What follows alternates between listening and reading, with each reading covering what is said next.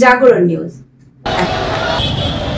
শিক্ষার্থীর পক্ষ থেকে বলছি, আজ 18 ফেব্রুয়ারি 2025 তারিখ ঘটিত হামলার মিথ্যা অপপ্রচার এড়াতে অত্র বিশ্ববিদ্যালয়ের শিক্ষার্থী, শিক্ষক ও কর্মকর্তা কর্মচারীদের উপস্থিতিতে প্রেস ব্রিফিং করছি যে আজ কুয়েটে ছাত্রদল ও স্থানীয় বিএনপি নেতাকর্মী কর্তৃক এই বিশ্ববিদ্যালয়ের শিক্ষার্থীদের ওপর পরিকল্পিতভাবে নৃশংস হামলা চালানো হয়েছে।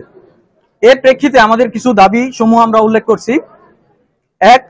খুলনা প্রকৌশল ও প্রযুক্তি বিশ্ববিদ্যালয়ের সকল শিক্ষার্থী, শিক্ষক, কর্মকর্তা কর্মচারী ও অধীনস্থ সকলের কুয়েটে সংযুক্ত থাকা অবস্থায় কোনো অবস্থায় ভেতরে এবং বাহিরে কোনো প্রকার রাজনীতির সাথে প্রত্যক্ষ বা পরোক্ষভাবে যুক্ত থাকতে পারবে না।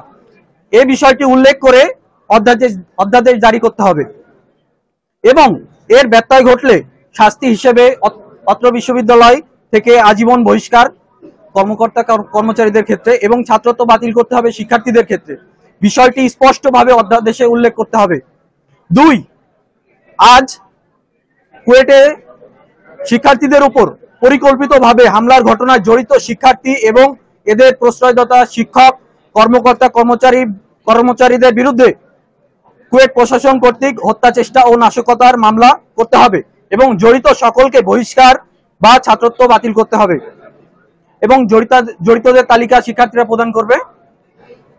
3. এখন থেকে আগামী 28 ফেব্রুয়ারি 2025 তারিখ পর্যন্ত কুয়েট শিক্ষার্থীদের নিরাপত্তা প্রদানের লক্ষ্যে কুয়েটের ক্যাম্পাসের বাহিরে পর্যাপ্ত সংখ্যক সামরিক বাহিনীর সদস্যদের সহায়তায় নিরাপত্তা নিশ্চিত করতে হবে। 4. আজকের ঘটনায় আহত সকলের চিকিৎসা সংক্রান্ত সকল খরচ কুয়েট প্রশাসনকে বহন করতে হবে। আহতদের তালিকা আমরা প্রদান করব। 5.